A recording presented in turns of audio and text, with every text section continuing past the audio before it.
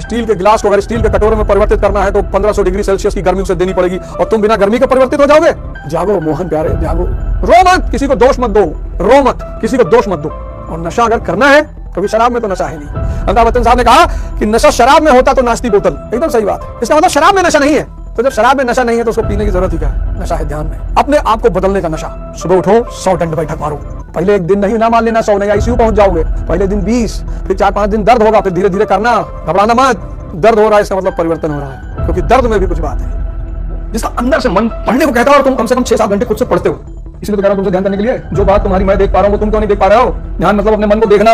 शराब पिलाने के लिए तैयार है, गार्डन में गर्लफ्रेंड के साथ बैठने के लिए तैयार है 10 घंटा, मूवी देखने के लिए तैयार है, एडवेंचर करने के लिए तैयार है, और तुम्हारे ही शरीर का हिस्सा है, तो पढ़ने के लिए क्यों नहीं तैयार है? और जब तुम्हारा ही मन पढ़ने के लिए नहीं तैयार है तो तुम कहीं भी पढ़ोगे। एग्जाम तुमसे निकलेगा? बताओ, तुम बताओ, ये तुमसे निकलेगा? नहीं निकलेगा। इसी चीज को देख लेने का नाम ध्यान है। और जब तुमने देख लिया ये तो हम ही को धोखा दे रहा, तो तुमने तपस्या शुरू कर दी, खड़ा होकर पढ़ना, क्योंकि परिवर्तन सिर्फ दर्द से होगा, बाकी परिवर्तन नहीं होगा। अगर चाहते हो जिंदगी में परिवर्तन हो जाए तो दर्द, खड़ा होकर पढ़ो। जितनी देर पढ़ रहे हो खाली भूखे रहो। सबसे प्यारा तरीका है मन को कंट्रोल करने का, फास्टिंग। इसमें पूरी दुनिया में लोग फास्टिंग करते हैं। सबसे इजीएस्ट तरीका है मन को कंट्रोल करने का, फास्टिंग। मतलब पेट खाली है तब तुम उससे कहो कि ऐश्वर्या राय की बात में सोच। नहीं भैया नहीं, सोचेगा ही नहीं। ये सेकंड पार्ट हो गया तपस्या। तो धीरे धीरे धीरे धीरे तुम्हारे अंदर परिवर्तन होने लगेगा, वो चेंज तुमको रिजल्ट देगा। कोई न मन हुआ, मर मर गया शरीर, आशा तृष्णा ना मरी, कह गए दास कबीर। भगवान ने शैतान को नहीं बनाया, इंसान की अज्ञानता ने शैतान को बनाया। शैतान परेशान कर रहा है, काम काम आपके अंदर शैतान लेकर आ रहा है। शैतान खाली बैठा है, तुम्हें पकड़ के तुम्हारे अंदर काम जगाएगा। मतलब शैतान निठल्ला है, तुम बैठ के आईएएस की तैयारी कर रहे हो, तुम्हारे पीछे पड़ा हुआ है कि नहीं अनुज भाई को तो हमें पकड़ के इनके अंदर काम पैदा करके इनको पढ़ने नहीं देना है। सर आपका मन आपके कब्जे में नहीं है, आपकी समझ से परे है। बड़ी अच्छी बात है, सबको शैतान पे ठोक दो। जब सबको शैतान कर रहा है तो हमें फिर साधना करने की जरूरत ही क्या है? और अगर शैतान इतना ताकतवर है तो भगवान को पूजा करने की जरूरत क्या है? कहीं कोई शैतान नहीं है। अज्ञानता, इग्नोरेंस।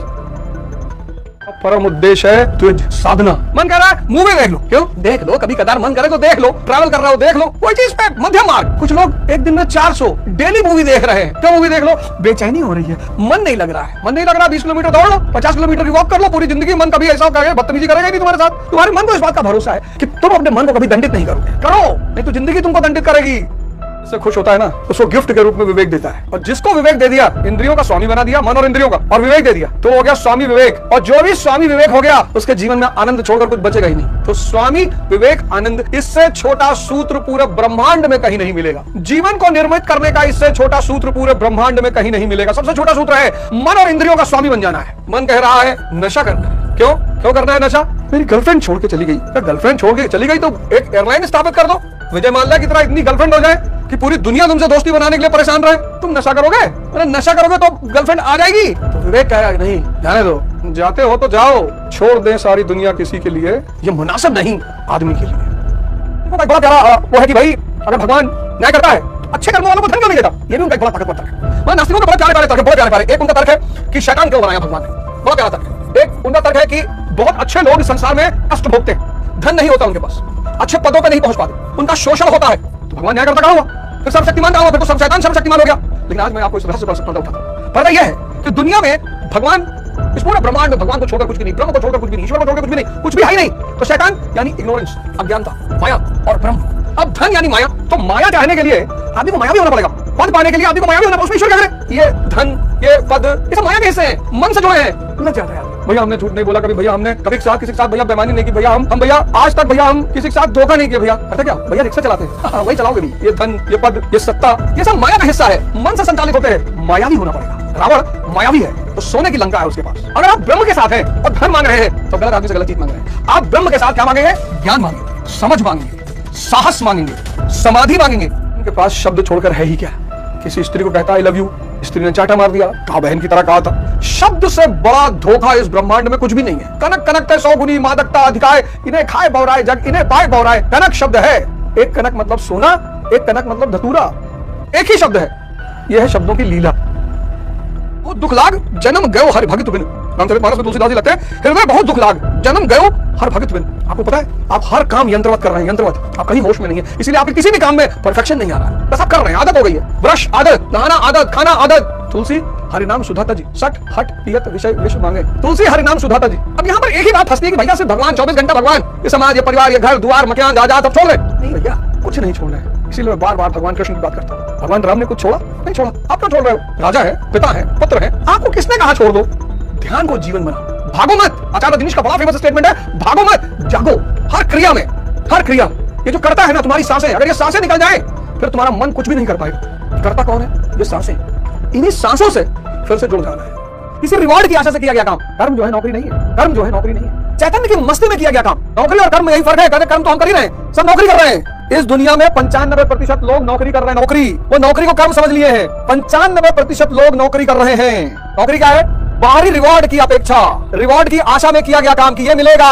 और कर्म क्या है? चैतन्य की मस्ती में किया गया काम। बस खुमारी है इसलिए कर रहे हैं। रैंचो है, उसको पढ़ाने में मजा आता है तो वो साइंटिस्ट, लेकिन उसको पढ़ाने में मजा आता है, 400 पेटेंट होने के बाद भी वो पढ़ा रहा है, वो निष्काम कर्मयोगी है। ये टर्म समझना बहुत जरूरी है। आप जो कर रहे हैं वो नौकरी है। अगर आप बाहर की आशा से कोई काम कर रहे हैं वो नौकरी है, और अगर आप चैतन्य की मस्ती में कर रहे हैं, बाहर से कुछ आशा है कि ब्रह्मांड भी रिटर्न में मिल सकता है, मिलने के लिए कुछ भी मिल सकता है, वो कर्म है। तो गीता में श्री कृष्ण कहते हैं, इसलिए अगर आप अपने कर्म को ही अपना पूजा बना ले तो और कोई बैठ कर ध्यान करने की जरूरत नहीं। आप स्टूडेंट है, आप पढ़ाई को पूजा बना ले, आप जहां भी काम कर रहे हैं उसको पूजा बना ले, ध्यानस्थ हो जाए चैतन्य से। देखिए आपके काम में कैसे निखार आना शुरू होता है। जितने लोग अपने कर्म को पूजा नहीं बना पाए हैं उन्हें अलग से ध्यान करना पड़ता है। कबीर को नहीं करना पड़ा, कबीर को अलग से बैठना ही नहीं पड़ा। वो जुलाहा थे, उन्होंने उसी को अपना, कोई पूछा था चद्दर पिन रहे हैं किसके लिए, बोले राम के लिए। बाजार जाते थे तो कहते थे राम तुम्हारे लिए चद्दर, राम कहकर लोगों को संबोधित कर। आप जो भी कर रहे हैं उसको आराधना चैतन्य को इन्वॉल्व कर दीजिए उसमें, बस वही आपका ध्यान मंदिर है। थोड़ी सी जटिल प्रक्रिया, थोड़ी सी जटिल, लेकिन आप समझ पाए कि कुछ लोग किसी काम में इतनी ऊंचाई पे पहुंच जाते हैं, फिर वो क्या करते हैं, लोग उनके बाहर की भावदशा को नकल करने की कोशिश करते हैं। मैं आपको एग्जांपल देता हूं, जैसे मान लिए सचिन तेंदुलकर, अब क्रिकेट में बड़ी ऊंचाई पे पहुंच गए, बहुत ऊंचाई पर, भगवान बन गए क्रिकेट के। अब दो घटनाएं होती घटती इनके। अब जो लोग इन्हें बाहर से देखते हैं सोचते सचिन ऐसे बैठते हैं तो ऐसे बैठना चाहिए, सचिन ऐसे खाते हैं तो ऐसे खाना चाहिए, सचिन सुबह 2 बजे उठते हैं तो सुबह 2 बजे उठना चाहिए। इन सारी बातों का कुछ लेना देना ही नहीं है। सचिन का जो चैतन्य है, कॉन्शियस, वो इनके खेल में इनके साथ खड़ा हो जाता है। अब चूंकि चैतन्य छिपा हुआ है, कॉन्शियस छिपी हुई है,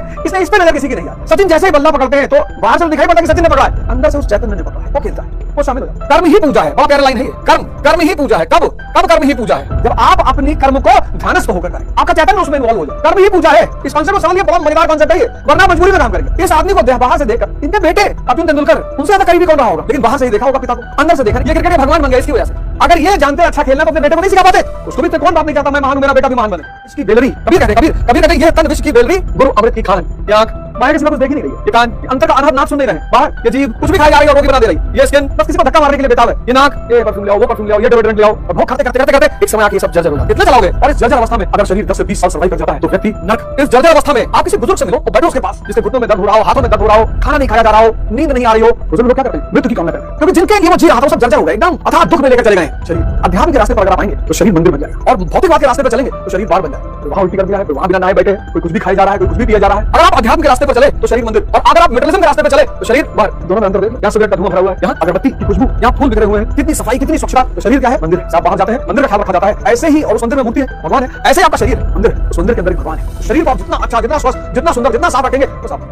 ये यंत्र है, यंत्र को साफ सुथरा रखिए, नहाइए धोइए, मंजन करिए, साफ सुथरा यंत्र को, क्योंकि इसमें परमात्मा रह रहा है। निवास स्थल है ये। और इस शरीर के सामान्यतः 5 दरवाजे हैं, जिनको हम 5 इंद्रियां कहते हैं। इन द्वारों के माध्यम से या तो आप बाहर की तरफ गति करेंगे और या आप अंदर की तरफ गति करेंगे। द्वार एक ही है, या तो आप बाहर की तरफ गति करेंगे, और बाहर की तरफ जब आप गति कर रहे हैं तो ये भोग है, और अंदर की तरफ जब आप गति कर रहे हैं तो ये योग है। शरीर अगर ये ना हो तो फिर आत्मा पर कभी चर्चा, आत्मा स्वतः कुछ नहीं है। जैसे बैटरी स्वतः कुछ नहीं है, अगर मोबाइल ना हो तो बैटरी के बल पर ही मोबाइल चलता है। मोबाइल अगर ना हो तो बैटरी पर कभी चर्चा ही ना हो, बैटरी का कभी वजूद ही ना हो, बैटरी का कोई नाम ही ना ले, बात ही ना करे, क्या मतलब है? बैटरी शब्द आएगा ही अगर मोबाइल नहीं होगा तो। खुद की पहचान की खातिर है बनाया सबको, और फिर खुद सबसे ही खुद को छुपा रखा है। बाहर से मोबाइल दिखाई पड़ता है, बैटरी दिखाई नहीं पड़ती, ऐसे बाहर से शरीर दिखाई पड़ता है, आत्मा दिखाई नहीं पड़ती। और 98% लोग सिर्फ शरीर पर टिके हुए हैं। आज शरीर से आगे बढ़ ही नहीं पा रहे, जान ही नहीं रहे। 98% आज जितना भी तबाही मची हुई है, जितना भी खुराफात मचा हुआ है, उसकी सबसे बड़ी वजह कि पूंजीवाद ने क्या किया? व्यक्ति को शरीर केंद्रित बना दिया। अध्यात्म और पूंजीवाद, मेटलिज्म या उसे भौतिकवाद कहें, मेटलिज्म सिर्फ शरीर पर रहता है, वो शरीर केंद्रित रहता है, और स्पिरिचुअलिज्म यानी अध्यात्म वो आत्म केंद्रित है। मेटलिज्म के केंद्र में शरीर है, आत्मा की तो बात ही नहीं करता। मेटलिज्म आत्मा से बात करता है। आत्मा कहेगा क्या क्रीम लगाना चेहरे पर, क्यों लगाना? वो आत्मा का ख्याल रख लेगा तो मोमो कैसे खाएगा? अगर वो आत्मा को प्रायोरिटी देगा तो मोमो कैसे खाएगा? आत्मा को प्रायोरिटी अगर रख लेगा वो तो फेयर होने वाली क्रीम कैसे लगाएगा वो? और उसके जीवन में आत्मा प्रधान होगी तो ब्यूटी पार्लर में बैठेगा जाके।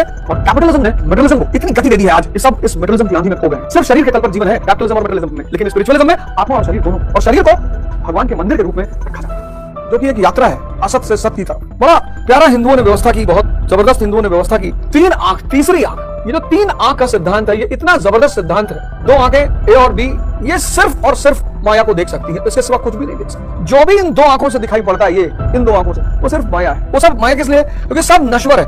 आप ऐसा कुछ भी नहीं देखते इन 2 आंखों से जो नश्वर ना हो। आप इन 2 आंखों से जो भी देखते हैं वो सब माया, क्योंकि वो सब नश्वर है। ये चांद, ये तारे, ये ब्रह्मांड, सब तो हिंदुओं ने ये बनाया त्रिनेत्र, ये त्रिनेत्र का कॉन्सेप्ट दिया। इसलिए दुनिया में जितने भी धर्म हैं सब आंख बंद करके पूजा करते, सब आंख बंद करके पूजा करते, क्योंकि वो जो परमात्मा है, ब्रह्म है, ईश्वर है, अल्लाह है, वो इन 2 आंखों से कभी दिखाई ही नहीं पड़ सकता, संभव ही नहीं है। और वही अमर है। जो माया है वो इन 2 आंखों से दिखाई पड़ती। माया क्यों है? क्योंकि नश्वर है। और जो अमृत है वो आंख बंद करके दिखाई पड़ती। इसीलिए भारत ने ध्यान पर बहुत बल दिया कि अगर तुम माया में उलझे रहे, अगर तुम माया से ग्रस्त रहे, तो तुम जीवन का वास्तविक स्वरूप कभी जान ही नहीं पाओ। संभव ही नहीं है, पॉसिबल ही नहीं है।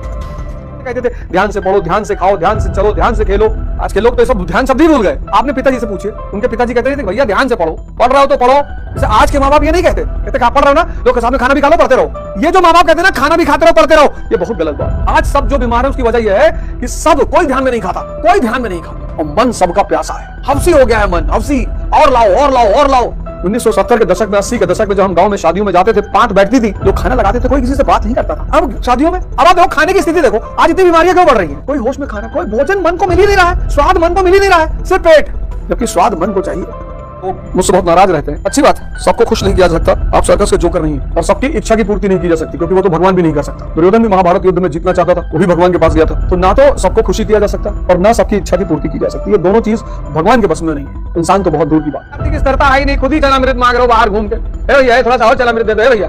जीवन का भोग करने जा रहे हो। जो प्रसाद दे सकता है बस वही भगवान हो सकता है। तुम्हारी बुआ तुमसे मिलने आए, तुमने कहा जाने लगी, 1 लाख रुपया दे दिया, मौसी जाने लगी, ये प्रसाद है। 1 लाख रुपया दे दिया, और चाची को 1 लाख रुपया, और भाभी को 1 लाख रुपया, और उनका कुत्ता आया था 50,000, तुमने उसको भी गले में बांध दिया, तुम भगवान हो गए। आजकल भिखमंगे डिमांड कर रहे हैं, हमको कोई सम्मान नहीं दे रहा, हमको कोई प्रेम नहीं कर रहा है। क्यों करे? पागल है, तुम खुद नहीं करते किसी को, कोई तुमको क्यों करे? प्रसाद बांटने की स्थिति में आओ, तपस्या करो, साधना करो। कैसे शुरू होगी साधना? शरीर को लक्ष्य बनाओ, शरीर को लक्ष्य बनाओ। शरीर देखो, पार्थिव शरीर को रथ बनाकर ब्रह्म रूपी लक्ष्य, पार्थिव शरीर को रथ बना, ये शरीर तुम्हारा रथ, और इस रथ का लक्ष्य क्या होगा? ब्रह्म, आत्मा। और साधना शुरू करो, तपस्या शुरू करो। के लिए सन्यासी बन जाओ, तपस्या करते वक्त कुछ समय के लिए दुनिया से कट ऑफ हो जाओ। श्री राम 14 साल के लिए हो गए थे, प्रभु राम बन गए। तुम 1 साल के लिए हो जाओ, जितनी तुम्हारी क्षमता हो। 1 साल के लिए हो जाओगे आईएएस बन जाओ, 3 साल के लिए हो जाओगे विधायक बन जाओ, 5 साल के लिए हो जाओगे सांसद, 10 साल प्राइम मिनिस्टर, और 14 में भगवान। तुम डिसाइड कर लो कितनी देर तक दुनिया से कट ऑफ रहना चाहते हो। रहो इस दुनिया में, सबका भोग करो, लेकिन बेहोश होकर नहीं, जागृत होकर। सबको अपने जीवन में रखो, सबको, किसी को नहीं छोड़ना है। राडो पहनो, रोलेक्स पहनो, लुई मुसेटो पहनो, 25 करोड़ की घड़ी है सब, लेकिन बेहोश होकर नहीं। हरि को त्याग कर नहीं, कि भगवान को त्याग। मंदिर जाने का सुबह टाइम है और गर्लफ्रेंड ने बुला लिया, गर्लफ्रेंड के पास चले गए, ये गुनाह है। उसको भी बुलाओ कि तू भी चल मंदिर, पहले 1 घंटा वहां ध्यान करके फिर तेरे साथ चले। हरि को मत त्याग। आज लोग क्यों परेशान है? हरि को त्याग दिया, ये सब जहर बन गया है। मेटरलिज्म, भौतिकवाद, स्पिरिचुअलिज्म के बिना अनाथ है, इसकी कोई कीमत ही नहीं है ही नहीं। इसको छोड़ना नहीं है, लेकिन स्पिरिचुअलिज्म के साथ पकड़ना है। शरीर पे जी रहे हो, इतना ध्यान दे रहे हो, बाल झड़ रहा है। 19 साल की उम्र में तुम बाल झड़ने की दवाई, 20 साल की उम्र बाल झड़ने के लेकर परेशान हो, बाल झड़ रहा है, झड़ जाना, घर से चले जाना, ट्रांसप्लांट कराने, यहाँ तक बाल रखाना बाद में।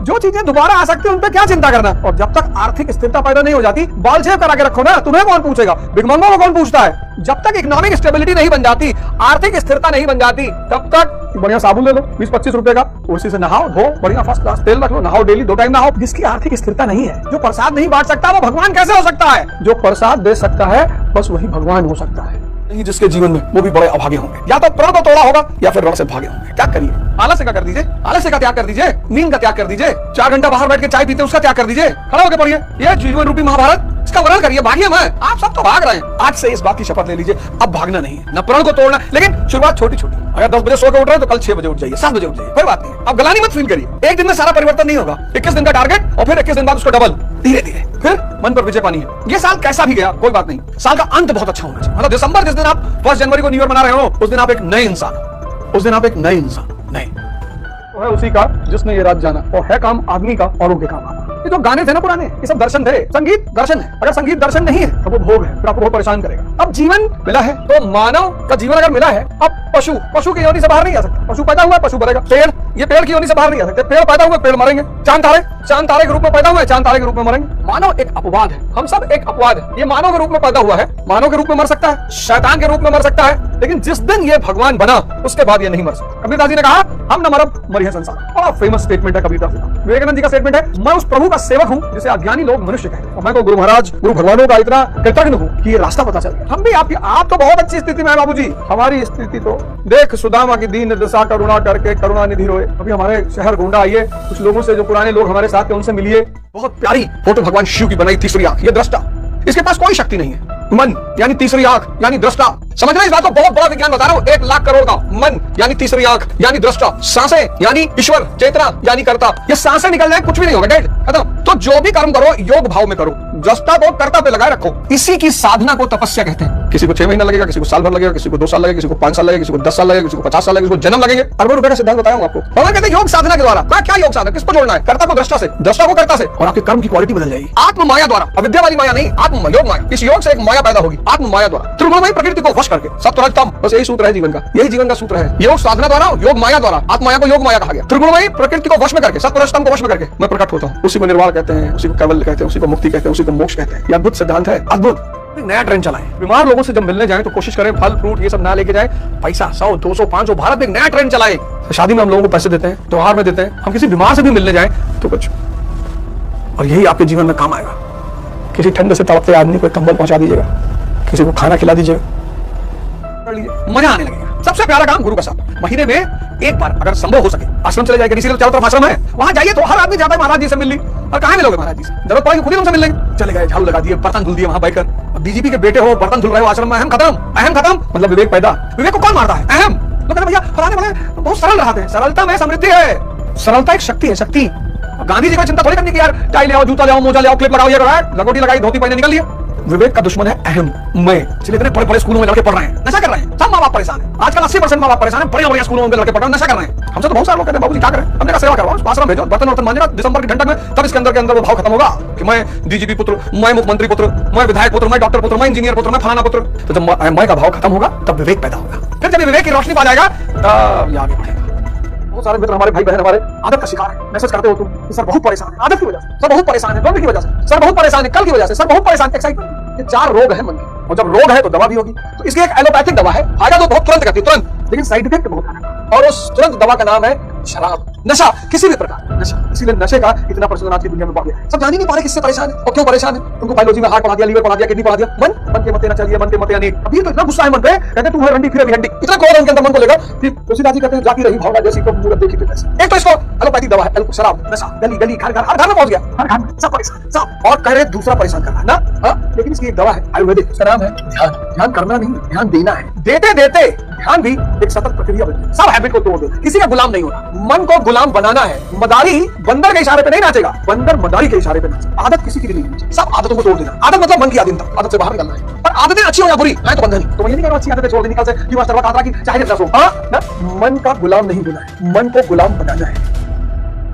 कल तुम्हारो इससे कहो पढ़ाई करना है, कहेगा कल। इससे कहो योग करना है, कहेगा कल। इससे कहो ध्यान करना है, कहेगा कल। आज वैसे बारिश हो तो मस्त है यार। इससे कहो गर्लफ्रेंड से मिलने जाना, कहता अभी। इससे कहो शराब पीना, कहता अभी। अरे शराब। इससे कहो मूवी देखने जाना, कहता चलो अभी।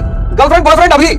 जितनी भी चीजें मन और इंद्रियों से जुड़ी है, जो इंद्रिय विषय संयोग करती है अभी, और जितनी भी चीजों का मन और इंद्रियों से संबंध नहीं है कल। मना नहीं करता, बड़ा स्मार्ट आदमी मना नहीं करता, ये नहीं कहता नहीं कभी नहीं पढ़ेंगे, कभी ध्यान नहीं करेंगे, कभी ये नहीं कहता, इतना तो समझदार है, ये नहीं कहता कभी नहीं करेंगे, कहता कल। और उसको पता जैसे आज समझा लेंगे ऐसे कल भी समझा लेंगे। कल सुबह जब तुम उठोगे कहता आज 8 बजेगा, धूप बहुत निकल आई, चलो दोपहर में करिए। फिर दोपहर तुमसे कहेगा अरे आप दोपहर में कोई योगा कर रखा है, तो शाम का विनोद माधव बन रहा है, ये लोग आएंगे, प्रपंच शुरू होगा, फिर कल चला गया। कभी कबीर ने कहा कि काल करे सो आज कर, और आज करे सो अब, और कल में प्रलय होएगी, पूरी करेगा कल। इसकी जालसाजी है, कल की जो जालसाजी है मन की, इससे बचना, कुछ भी कल पे नहीं डालना है। जितना अच्छा खाना उसे अभी कर डालो। बेचारा आया यार किताब पढ़नी है, अभी शुरू कर दो पढ़ना, इसको कल पे डालना शुरू कर दो। ये जितनी इंद्रिय विषय संयोग वाली चीजों को कल पे डालो, कल करेंगे। उल्टा कर दो, मूवी देखना कल, डेटिंग पे जाना कल, जीतना शुरू करो। उत्तेजना कैसी बीमारी है जो हमेशा नहीं रहती, समय पर साल भर तैयारी है, खूब नाचे कूदे गाए, जिस दिन प्री का एग्जाम है एंजाइटी हो गया, उत्तेजना आ गई। इन सारी बीमारियों का एक ही इलाज है ध्यान। ये भी है एलोपैथिक है, इसका साइड इफेक्ट इतना भयंकर है, किडनी, लीवर, रुपया, पैसा, घर बार सब बर्बाद कर देगा। थोड़ा सा फायदा तो करेगा लेकिन बर्बाद कर देगा पूरी तरह से। और ये नहीं होता कि थोड़ा सा पीऊंगा, सभी ऐसे शुरू करते हैं। अरे 20 ml में क्या होता है। भगवान विष्णु अगर उतर के कहे कि दारू पी लो, शराब पी लो, मत पीना, कोई नशा मत करो, क्योंकि सब यही समझाते हैं। थोड़ा सा यार थकान उतरती है, यूरोप में सब पीते हैं, बड़े बड़े डॉक्टर वकील थोड़ा थोड़ा पीते हैं, हम नहीं पिएंगे ना। ध्यान देना शुरू करो मत, ध्यान दो, धीरे धीरे तुम मन को समझने लगो। मन को समझना बहुत जरूरी है। जहां आपने मन को समझना शुरू किया, आप समझिए आपके जीवन परिवर्तन का पहला स्टेप आपने आगे बढ़ा। जब पहला बढ़ ही गया तो अंतिम तक पहुंचाएगा।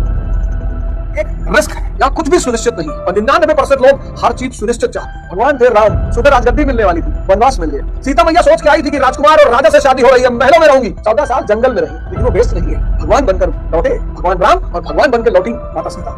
जिंदगी रिस्क है, सिर्फ रिस्क, इसके सिवा कुछ भी नहीं। यहाँ मौत को छोड़कर कुछ भी सुनिश्चित नहीं, इसलिए लोग श्योरिटी ढूंढते, अश्योरेंस, अच्छा लड़का, अच्छी बीवी, अच्छा पत्नी, अच्छा पति। तुम ताकतवर बन जाओ, तुमको कोई बुरा मिलेगा ही नहीं। तुम सूत्र तो समझते ही नहीं, तुम सूर्य बन जाओ, कोई तुमसे आंख नहीं मिलाएगा, तो दूसरी आंख फूट जाएगी। अच्छा नहीं बनना है, बुरा भी नहीं बनना है। तो कहते भैया कलेक्टर हो गए तो जिंदगी अच्छी हो जाएगी, जज हो गए तो भैया जिंदगी अच्छी हो जाएगी, नेता हो गए तो भैया जिंदगी अच्छी हो जाएगी। कितने जज, कलेक्टर और नेता की जिंदगी अच्छी है बताओ जरा। जिंदगी तो सिर्फ महादेव की अच्छी है।